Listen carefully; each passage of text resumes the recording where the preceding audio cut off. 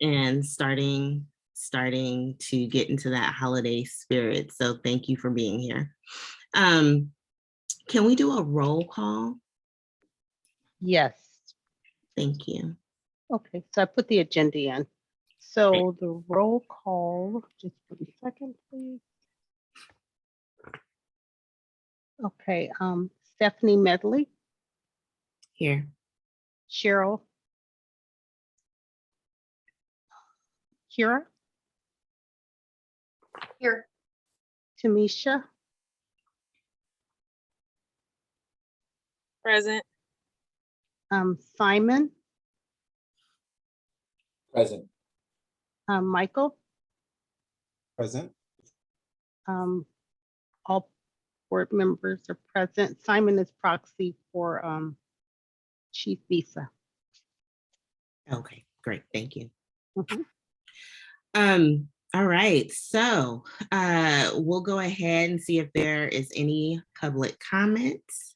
I don't know if we have anybody from the public on, but if there is anyone from the public, we'll accept any comments now for anything that's not on the agenda. Seeing none, we can move on. And we'll move to our approval of the record of action. Are there any questions, additions that need to be done to the record of action from November 18th?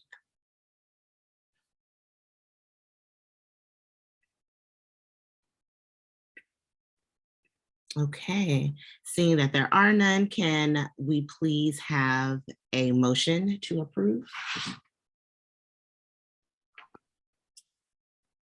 I'll make that motion. Thank you. I think that was Simon, right? That's correct. Thank you. Can we have a second, please? I'll second that motion. Thank you, Michael. And can we do a roll call vote, please? Yes. Stephanie, Yes. Cheryl, Kira, Yes. Tamisha, Yes. Simon, and Present. Michael, Yes. and Cheryl is present now as well. Thank you. All right, so the approval of the record of action has passed, and we'll move on to our next agenda item. And I'm sorry, I didn't ask for a public comment on that, but it doesn't look like we have anybody from the public on, but I'll remember for the next action item.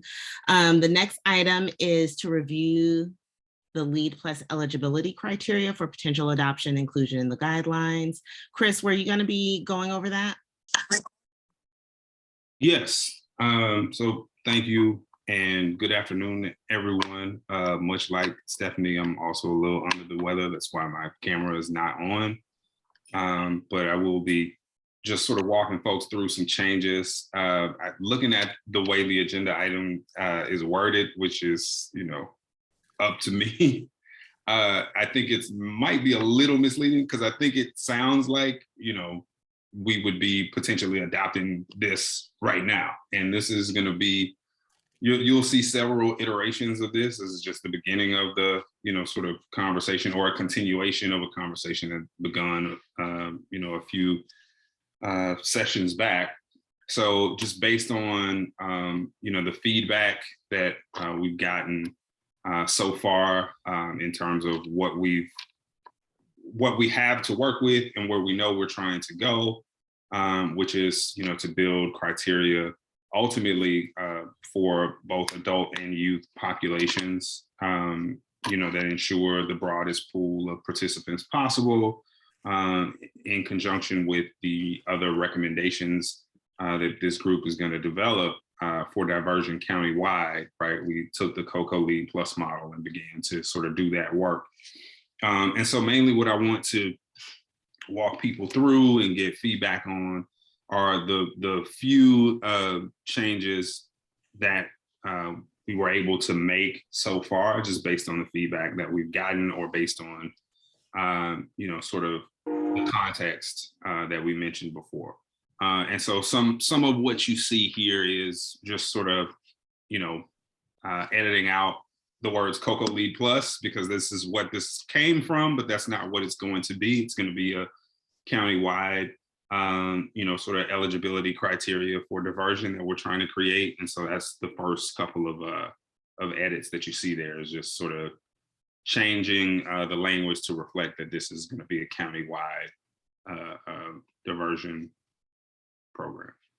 And if we keep scrolling, you see more of that.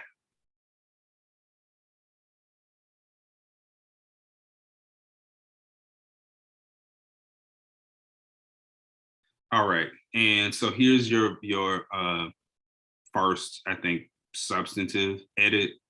And it's just that it's something that we discussed last time, in terms of, well, what you see marked out is prior convictions. So this was, the language here is indicators that require a request for secondary review to determine eligibility for diversion, right? And so the first one there that is struck through at this point, prior convictions for any exclusionary offenses that occurred more than 5 years ago, preceding the incident date. And so that's, basically just a highlight or a question for folks is, at what point, do we consider or not consider prior lived experience when we're talking about diversion? We're recalling that one of the charges per the RJTF recommendations that give us our charge are to ensure that prior experience, right, or prior lived experience within the system does not bar or preclude people from diversion. And so the question becomes, and we can definitely walk through this because it's talking about exclusionary offenses, but that would have occurred more than 5 years ago, right? So the question is, at that point, with it being so far in the past and not being sort of the original offense that would have been leading to the potential for a person to go to diversion, is that still relevant? That's marked through for us to discuss. Certainly, if folks have thoughts on it now, you can make them known. If folks want to come back to it, we will, again, be working our way through this, over several occasions. You may not see it every meeting, but definitely something that I think we should discuss a little bit if folks have any thoughts about offenses 5 years prior having some impact on whether or not a person is referred into diversion.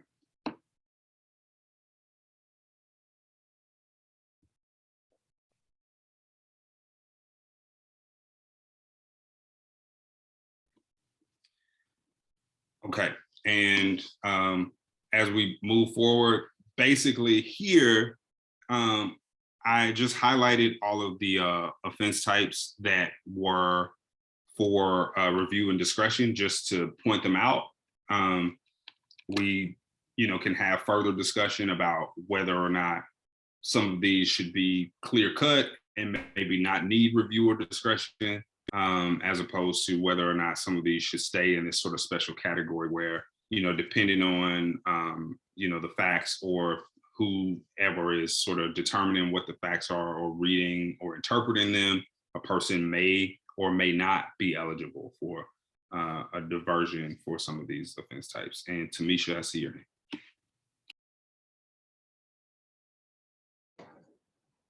Yeah, thank you for calling on me. Sorry for being slow to raise my virtual hand. Going back to the 5 years, I guess I had a question around the rationale for the 5 years prior, is it like anything 5 years or older wouldn't count as far as being able to see if a person qualify or not? And then if so, what was the rationale for 5 years rather than 2 years or 3 years? Those are great questions. I think so. Definitely my understanding of the language, and I am open to other interpretations or corrections if folks are able to offer that. But my understanding is that folks who would fall in that category, basically there's another sort of standard of review that would be necessary before you could determine eligibility for diversion.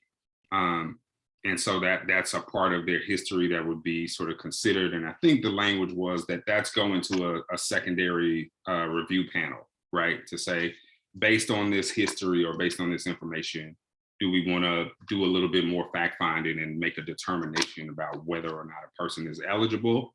And so by striking through that, the intended effect is that, something at that stage, wouldn't require that secondary review, that a person be potentially diverted if they meet the other criteria, despite something that would have happened, 5+ years prior.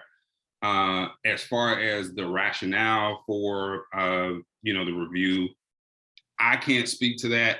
I don't know if I think Ellen usually is here and able to sort of speak to how that was developed. And also Patrice, if Patrice could have been here, she's in another meeting, is my understanding. She was also a part of this, the development of this, and would have been privy to some of those conversations and have some context for why that was there. So it may be something that we need to raise at a later meeting if no one here can walk us through that. Simon, are you familiar with this at all? Yeah, just in general, I think the 5-year sort of washout period makes sense in the fact that somebody will, one, not be on probation or parole. And typically that would be that 2 to 3 year delineation that Tamika mentioned. But at the same time, there's also a period of time which has shown that somebody has remained clear of re-engaging in any criminal contact. So as these are often sort of created, is it arbitrary? In some respects, but is it capricious? No. And so I think the 5 years sort of strikes a balance between making sure that it's inclusive enough of people who have had contact with the criminal justice system, while also making sure that it's not just recidivism that's coming right back without a period of rehabilitation. Thank you for that. I'm also thinking to myself that a lot of changes have been made legislatively to the criminal legal system, especially around durations of parole and probation, which now could be shorter. People could only be on parole for 18 months, 6 months sometimes. So maybe thinking deeply about that as well.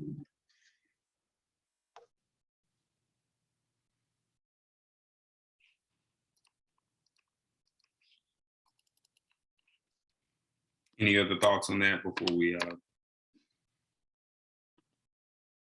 continue?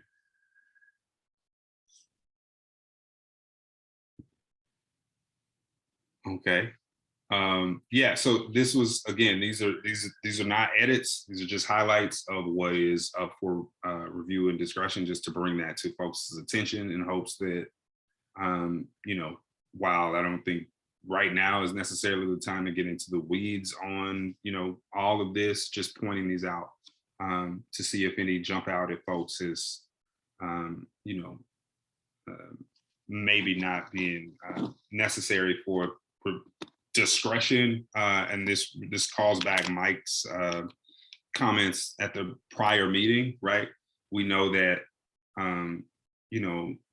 when we're talking about discretion, this is where a lot of times biases can present themselves in decision-making, right? As opposed to clear-cut policies that sort of outline what should happen in which case. And so in keeping with the idea of trying to limit that in a way that, improves equitable outcomes, just wanted to at least highlight what we have now in terms of or what the folks who created Coco Lead Plus had in mind in terms of what was up for discretion, just so that folks get a sense of what those, offense types would have been, and make a decision or have some discussion either way about whether or not all of those should remain the way they are, or if some of them should change. And I mean, that's really about all I can say about that. I just highlighted that for folks' review. There was no substantive changes made to the document there. Chris, just for clarity, the ones that you have highlighted, those were the ones that were eligible for the diversion for Lead Plus? They are eligible based on the discretion of the reviewer, right? So whoever, I think in the case of Coco Lead Plus, remember there was the diversion officer within Antioch Police Department who had discretion to decide whether or not, based on the facts or whatever other relevant information was gathered, whether or not a person in these categories was eligible or could be ruled ineligible for diversion. And then the ones that are not highlighted, those are not within the criteria. So the ones that are not highlighted are within the eligibility criteria for diversion, but they are not up for discretion. It's simply that these qualify. Okay, got it. Got it.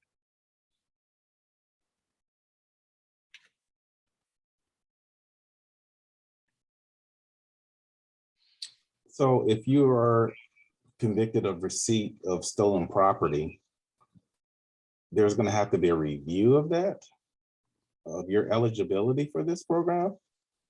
Or if you are convicted of petty theft of less than $50, there's going to be, that's going to necessitate a review.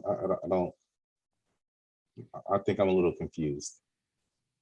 Right. So a little bit of context zooming out. Remember that this is an existing program where a lot of work was done to create some eligibility criteria, was recommended to the group that we take a look at it in terms of potentially not reinventing the wheel when developing the eligibility criteria that we want, or that this group sees fit to develop and recommend, say, to the Board of Supervisors as far as diversion in Contra Costa County. So you are not married to anything that's here. This is what has existed in the past, and we are looking at it to determine what sort of edits, changes, revisions we want to make to it so that it fits all of the again, all of the recommendations that we have, or that you all have as your charge, right? So that's making recommendations for youth and adult populations as far as diversion. That's ensuring that the broadest pool possible is eligible for diversion, and it's making sure that prior involvement does not bar or preclude people from diversion, right? So you're asking the right question. The answer is certainly not necessarily for this group, but the model that we have that we're starting from, those were the decisions that they made. So it's up to this group to review and determine if all of these things make sense or if you want to make some changes. And based on the questions, which are the similar questions that I had, which is why I wanted to highlight these, is sort of why we're having the conversation now.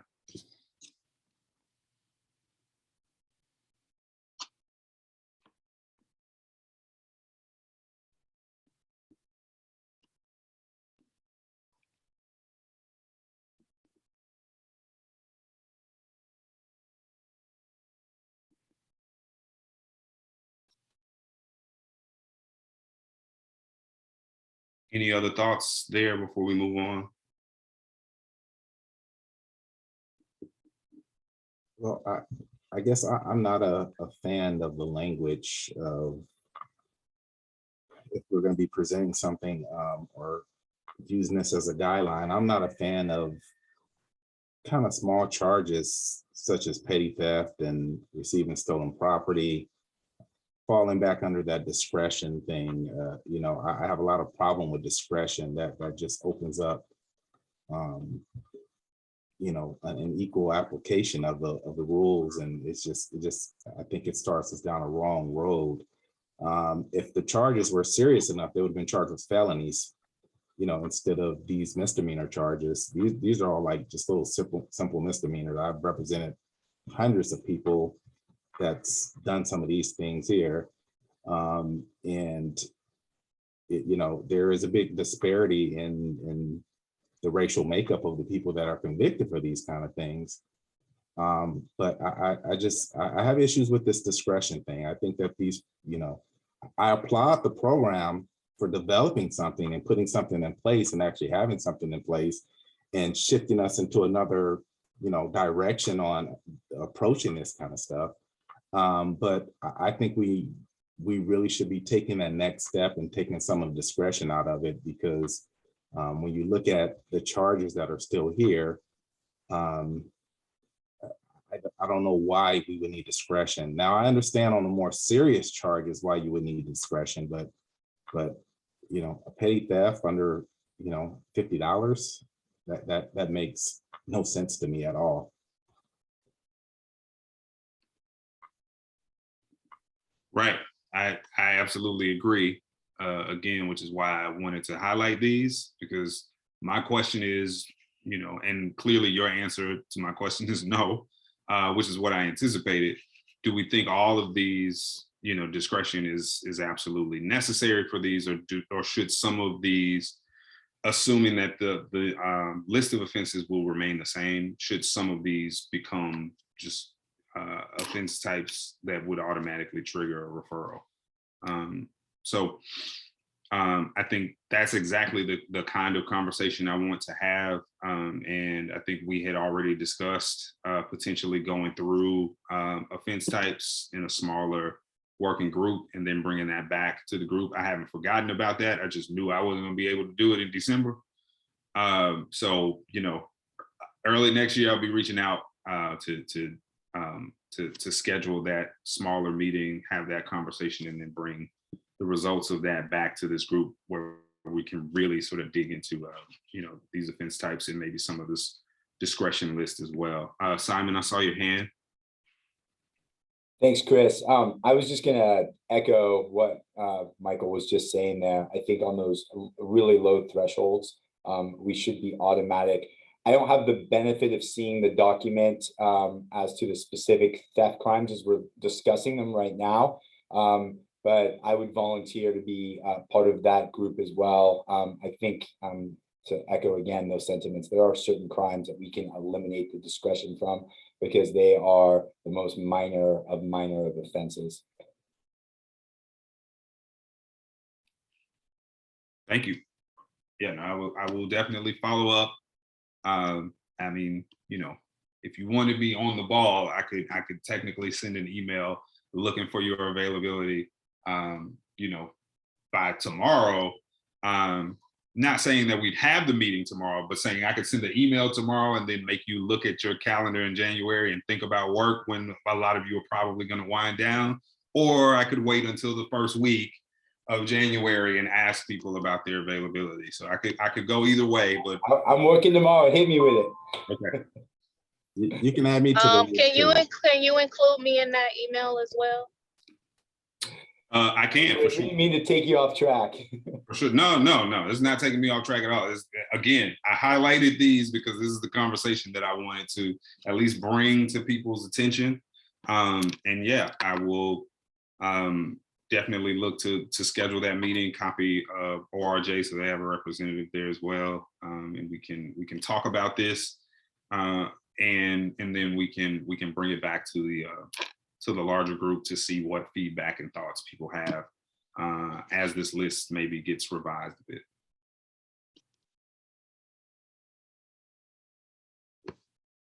Okay, so the next edit that you see, this is something that we discussed last time.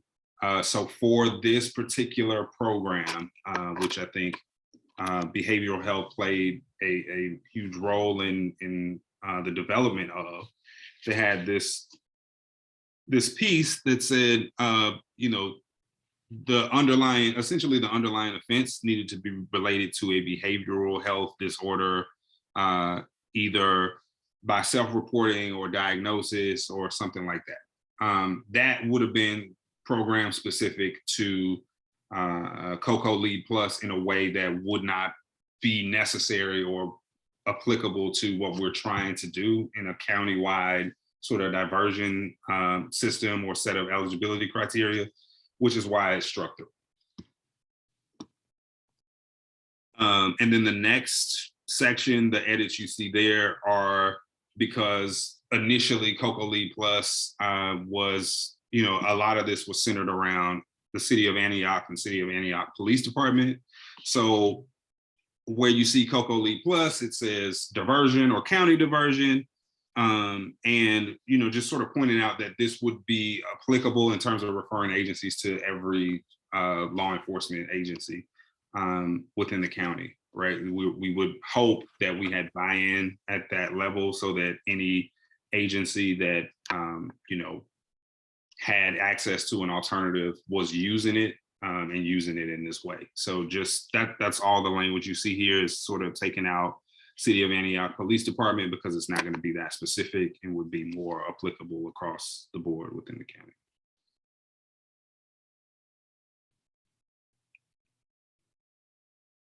And more of the same, right? You see APD officer struck through and it says county law enforcement now.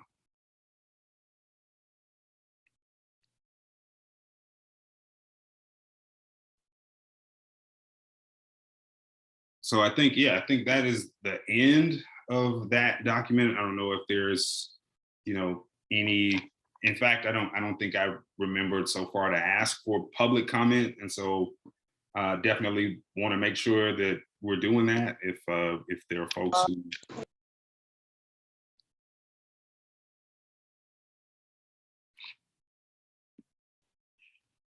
Thought I heard someone chiming in there. Did you want to speak to this?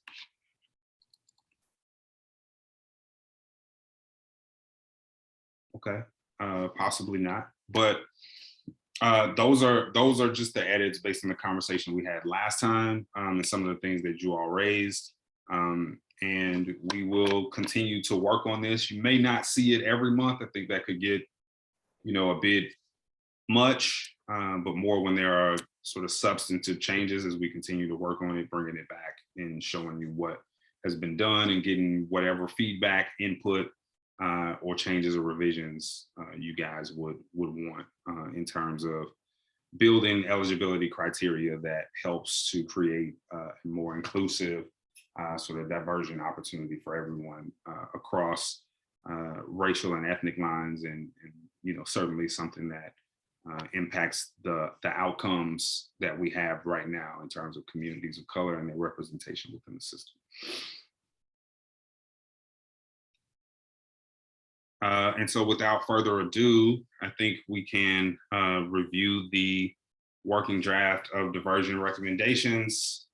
I would say that the eligibility criteria probably will become a subsection of the recommendations overall, but certainly the working draft itself just sort of speaks to things that this group has identified that you want to see in terms of how diversion is meted out, how it's referred, who has access to it, what sort of information is made available about it, so on and so forth. And so just sort of continuing the process of building out those recommendations as we continue to have these conversations.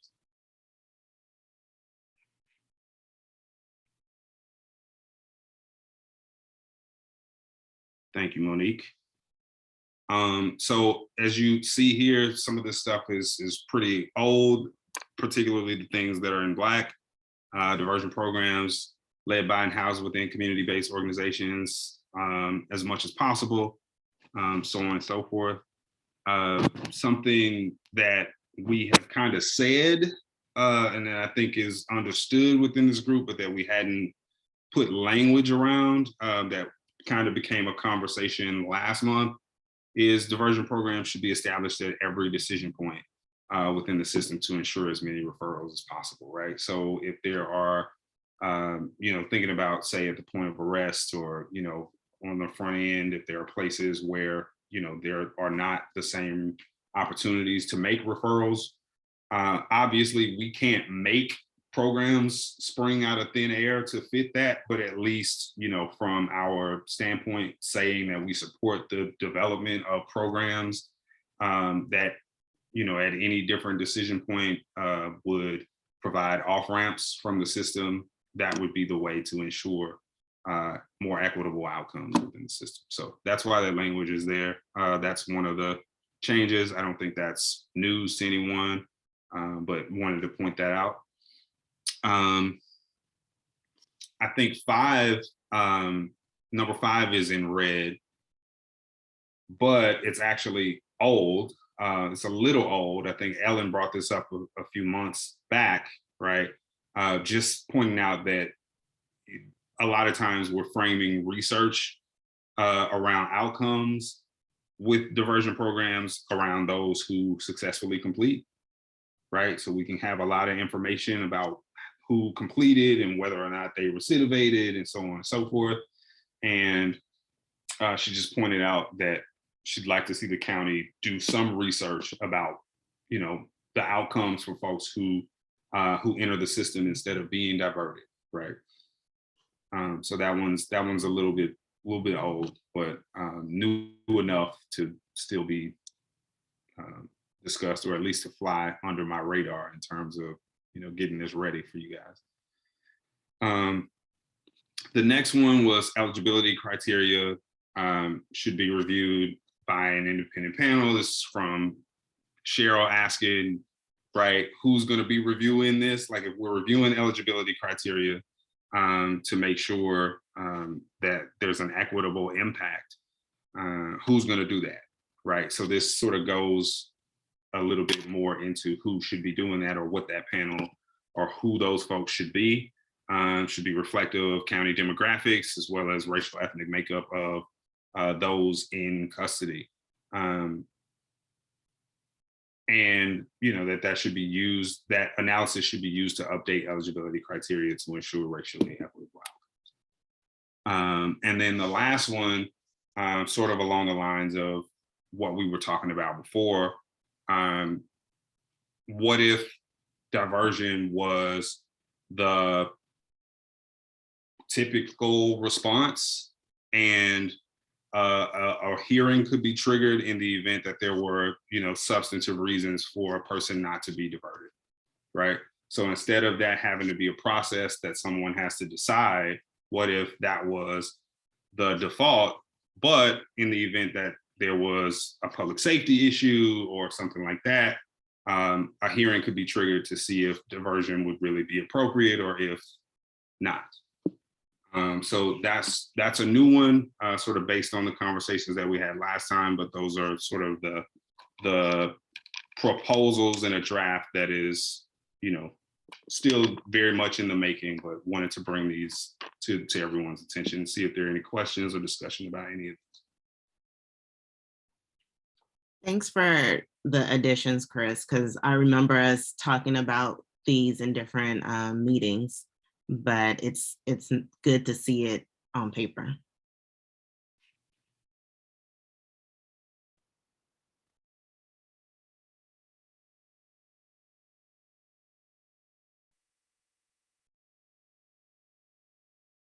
Okay, any public comment on that? I want to make sure I'm remembering to leave that open.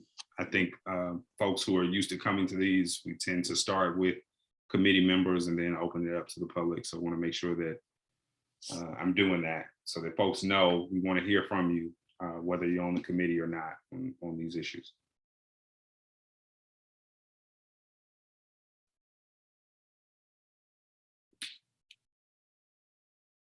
Okay, I don't hear anything. The work will continue as we continue to have these discussions. We'll see different iterations of these and bring them back to you when there's something worth talking about. I should add, however, that I've realized that I forgot one of the things that we wanted to do, and you'll see this the next time you see that draft of recommendations. So this group identified transition age youth as basically a priority area, right? Or a population of focus. And so having that reflected in the recommendations would be next on the list, just something that in my haste to get this, back to Monique on time, I forgot to include, but you will see that language and it'll probably adopt some of the language that we went over from the San Francisco report last time that we talked about that. So be on the lookout for another substantive update, just highlighting the transition age youth as a priority population, and whatever comes out of sort of these working group meetings that we'll have.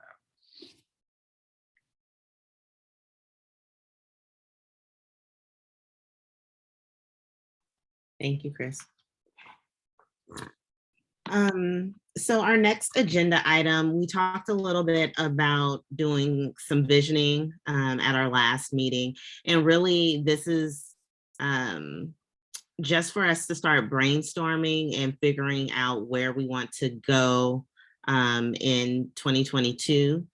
And hopefully, I'm hoping that this will spark conversation, but also giving us different ways in being able to contribute. So I would love us to have a conversation about it, but also encourage people to write a sticky note on the prompts if it's easier for you to write. I know myself, sometimes I need to marinate and write things out first before I speak. And so that process is easier for me than just coming out and talking. And so, we have been talking a lot about a focus on transition age youth, and we can also just kind of open this up for anybody that's impacted by the criminal legal system. But the first prompt is, what is your dream for supporting transition age youth better? Like I said, this can also be for younger people as well as adults. Whatever thoughts come to your mind, we can get those on there. The second prompt is going to be, who's missing from this conversation? And then our third prompt is, what's one thing you want us to focus or to accomplish in 2022?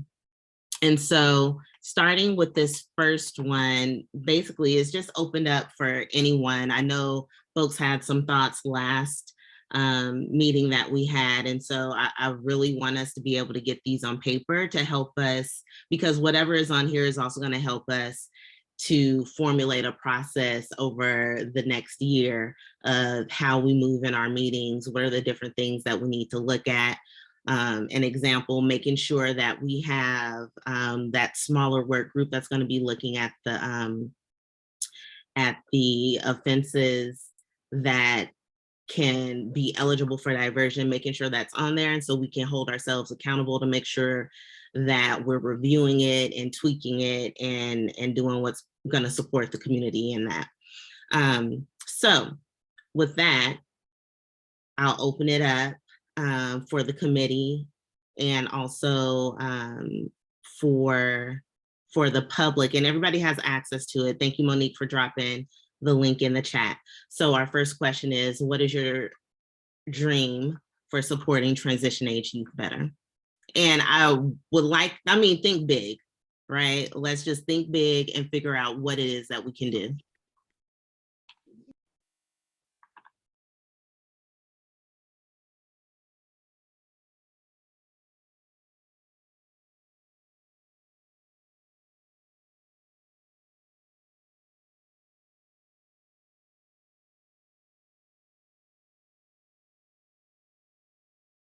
And I'm sorry, one more thing, for those that have not used a Jamboard before, you all should see there's a bar to the left-hand side, and you'll go down and you'll see like sticky notes, and you can type your note right in that. Hopefully everybody can see that.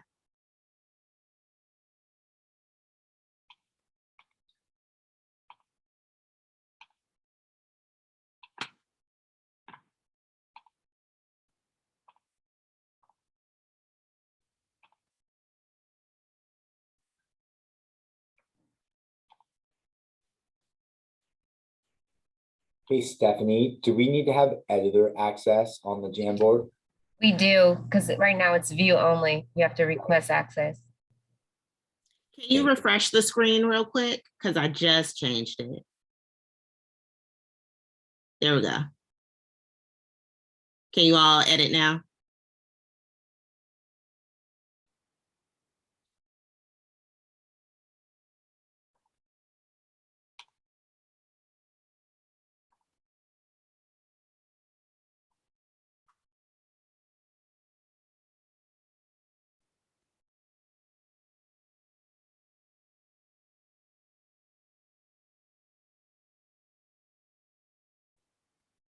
Is everyone able to edit now? Yes? No? Yes, I think we are. Okay, thank you.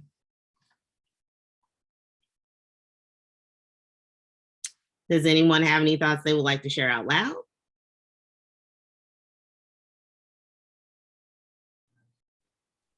Yes, I'm pretty consistent. Intentional programming, programs upfront to keep them out of the criminal legal system in the first place. So proactive programs to keep them out of the criminal legal system beforehand.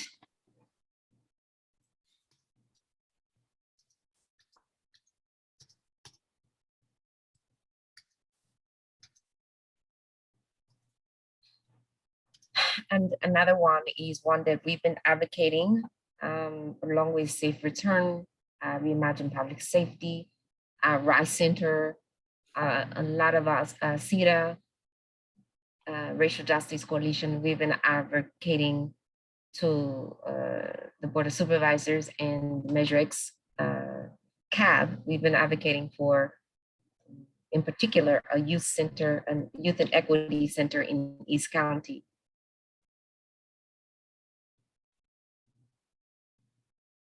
You said think big. There you go.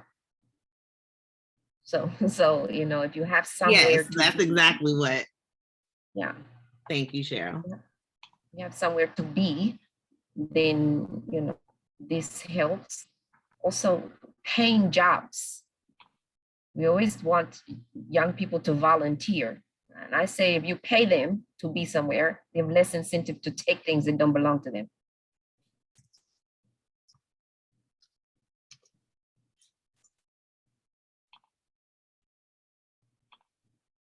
And good paying jobs, not minimum wage.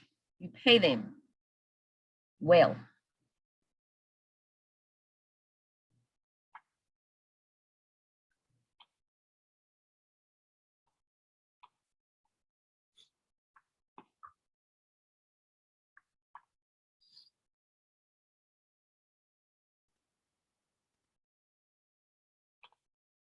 Thank you all who are contributing. These are some really good ones.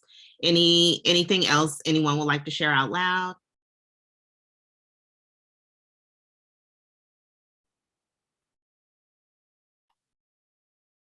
Yeah, it's a lot quicker this way than typing it out. So I know that I am a consultant, lives in Oakland, right? I know I'm not on the body, but I would just say it would be nice to see coordinated effort around the development of young people as far as talent and leadership and the ability to help to run, develop, manage even some of these types of programs and centers, and use their talents or their interests in those ways as well.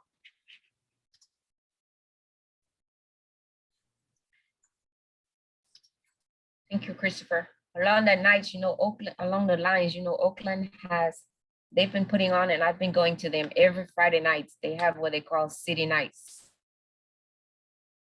And it's where they bring together different nonprofits are putting on. They're having one this Friday nights, one in West Oakland, one at Castlemont in East Oakland. When each one of the city council members in each one of their areas, they're having these free nights.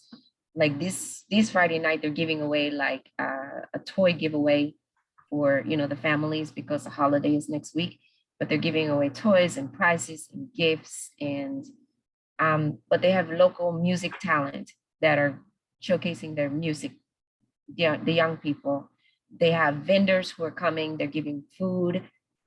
And it's just a way for the community to come together. It was really, really nice. I've gone to the last 2 Fridays.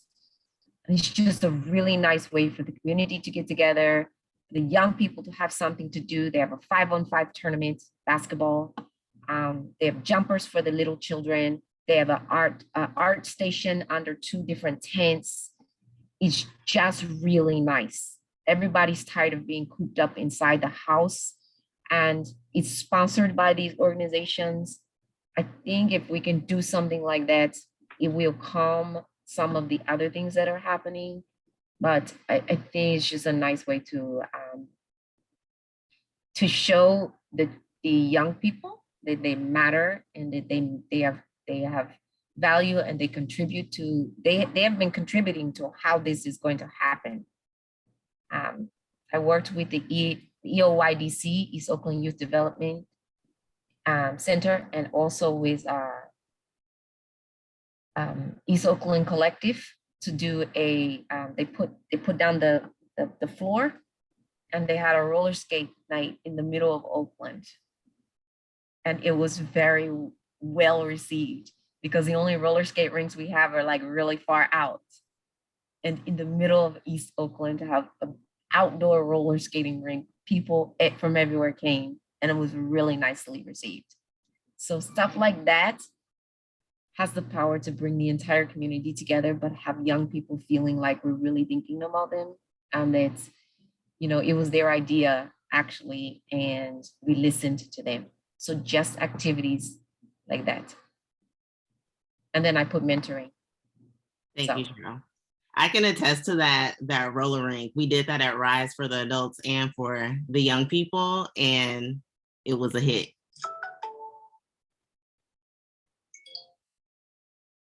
One thing that I was thinking, because I know a lot, and I think this is across the board for transition age youth, adults, young people and their families, just housing, the housing, our young people are struggling with housing right now. And it's a huge problem. And so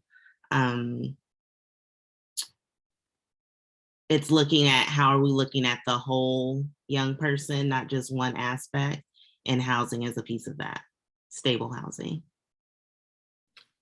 Totally agree.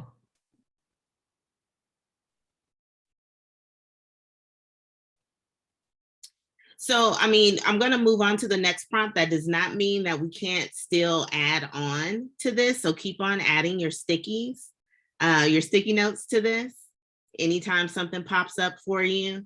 But also wanted to ask who's missing from this conversation. And so thinking about like, who are the people that we need to be talking to get more ideas and figure out what supports are needed, how those supports need to look in their implementation. How do we draw in other committees around this? Some of the committees have been talking about having listening sessions, or not calling it listening sessions, but having some type of session with the broader community. And so, like, who do we need to have in these conversations to get their thoughts and opinions? Who's missing?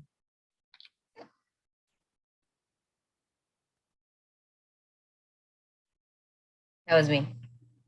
The young people. Yes. Right in the middle. Thank you.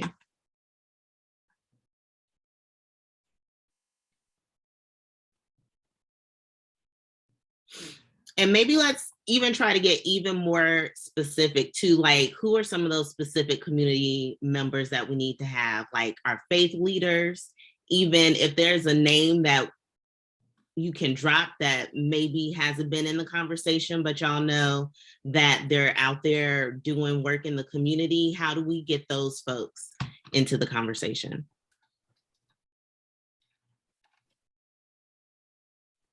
and from across the county, East County as well as West County.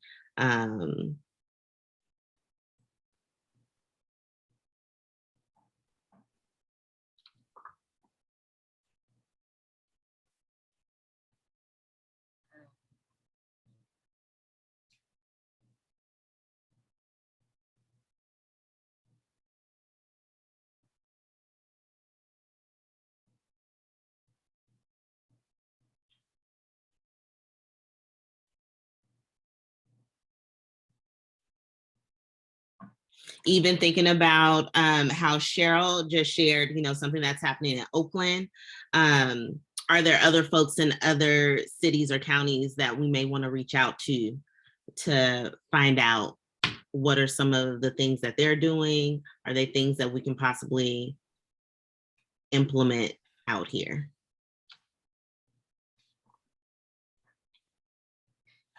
Well, I know that United Players does a great job of this. And Rudy from United Players, I mean, they just do a good job of this, and that's because they know the street. And they have a lot of credibility with bringing together the people who've been affected by the criminal legal system. So, they just have a lot of credibility. Players, AZ, players.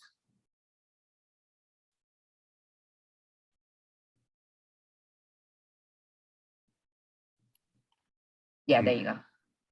I'm just So- gonna jump in really quickly. I'm sorry, Cheryl, to say that I have to run to a dentist appointment, but I wanted to wish everyone a happy holiday season. Thank you for all of the work that you've put in. Obviously, there's a lot more to come. So I appreciate this group and the folks who are here because this work is important. And again, wish you all a happy holidays, and I will see you next year. Thank you, Chris. Take care. Yes. Cheryl, are they out here in the Bay or are they LA? They're here in the Bay, Okay. San Francisco and Oakland. Okay, got it. Rudy is the one who does most of Rudy is the guy.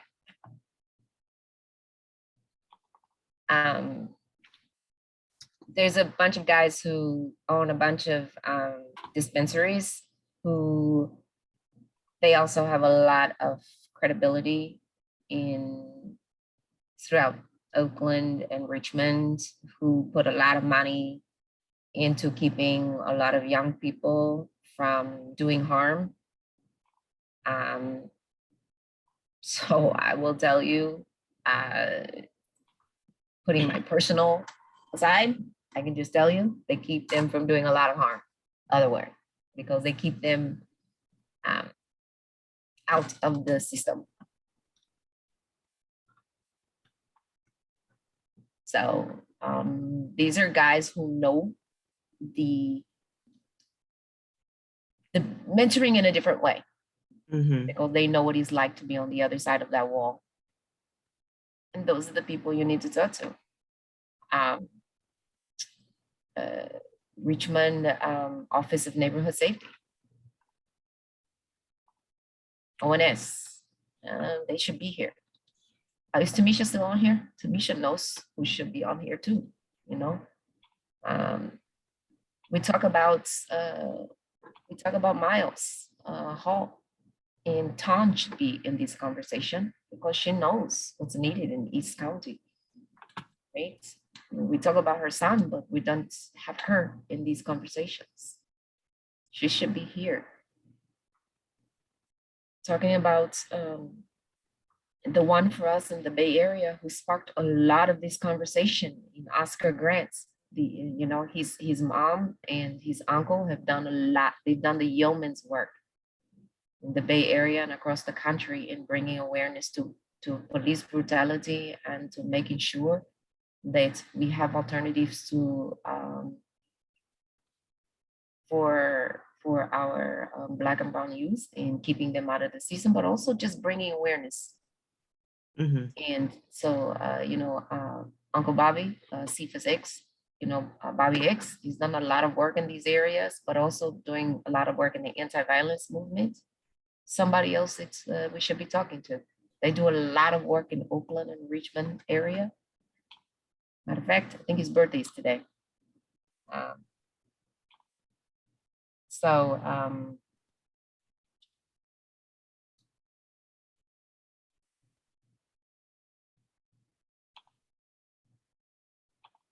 and he's been doing a lot of work with the young people and just everybody. US, call him Uncle Bobby. You can just say that, Uncle Bobby X.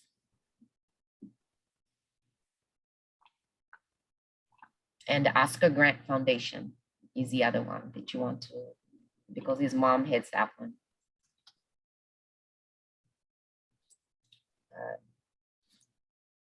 Yeah. Here, she's not gonna say it, but I will say it. Neither one of you have yourselves on here. Safe Return Project, Rice Center. You guys do a lot of work here. And you're here, but you're not here in that capacity, right? The Safe Return Project does a lot of work. You guys both do a lot of work with the young people.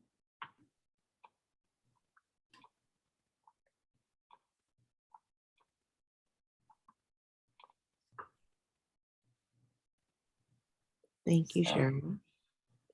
And y'all, like I said before, just keep putting whatever thoughts come to your mind. Please include them on there. We're going to move on to our next prompt. And the next prompt is, what do we want to accomplish? So basically, what is it that we want to focus on? Just one thing, which I know there are multiple things, but what's one thing that we want to accomplish in 2022?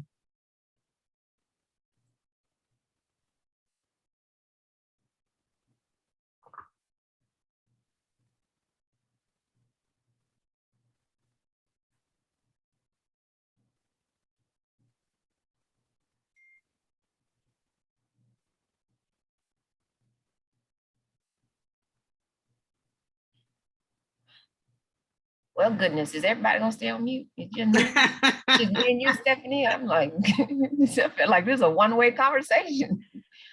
I would just say the one thing I want to see was on that report. I would like to see diversion be more of the go-to rather than the exception. That's just me.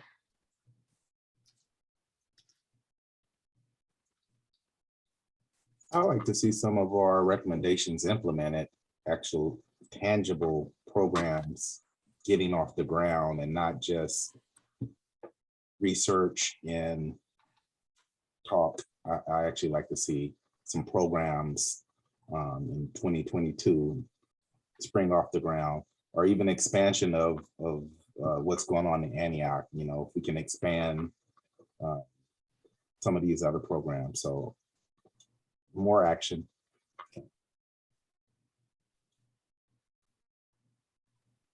Since I'm the new one of the group, I didn't know if I was going to be too radical to say, how about some action?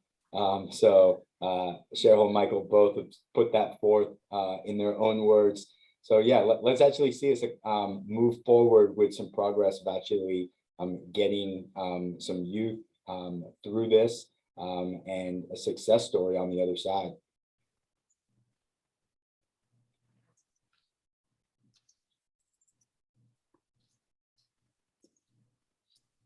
I love Simon, and not just because of his great haircut. Twins, I see you, Michael. twins. Along with getting something off the ground, I would say having some dedicated funding for a program. Money. Yep. One of my favorite words. My mother didn't give me a middle name. She should have gave me that one.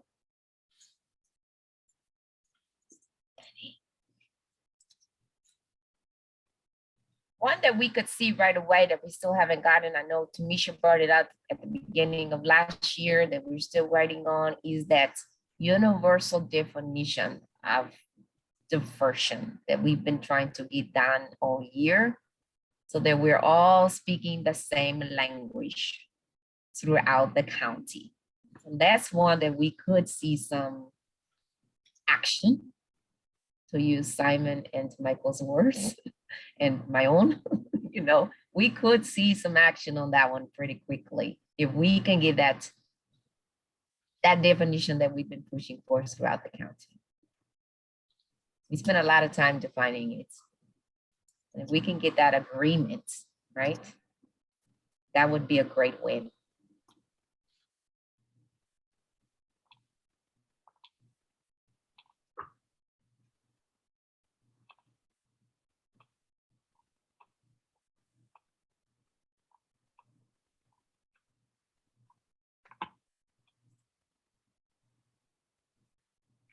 Anything else?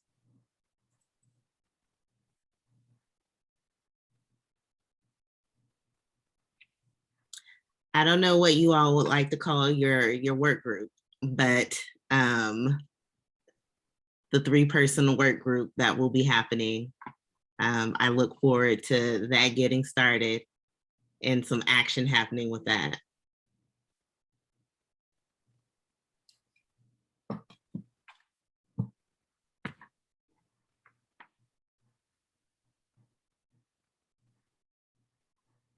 Okay, anything else before we end?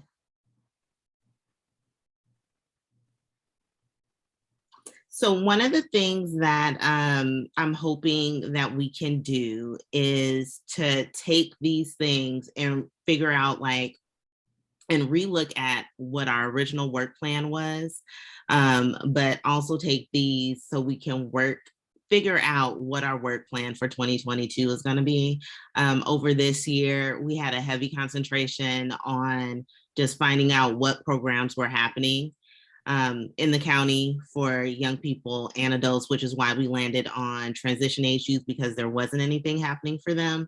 And so I think a lot of it was hearing about theory or hearing about what was already happening, seeing that some of the things that are already happening need more support. And so hopefully over the next year, what our focus can be is what is actually that action that needs to happen, and how do we actually have that action fully implemented to make some of the things that are already going more robust and start to fill in those gaps that are there.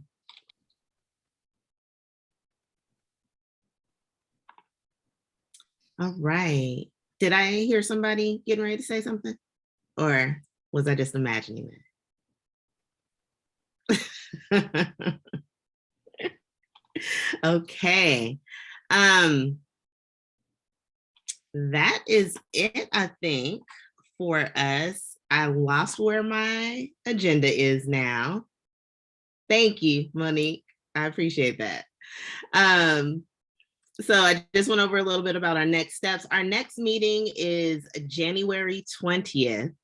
That seems like such a long way away, but it's going to come up quick. I hope everyone has a wonderful holiday with friends and family. And I appreciate you all so much for taking the time to do this work for our community. Much appreciation to you all. If there is nothing else, I will go ahead and adjourn our meeting. Thank you. Thank Happy you all. holidays, everyone. You too. Thanks, y'all. Happy holidays, everybody. All the best. Same to you. Thank you.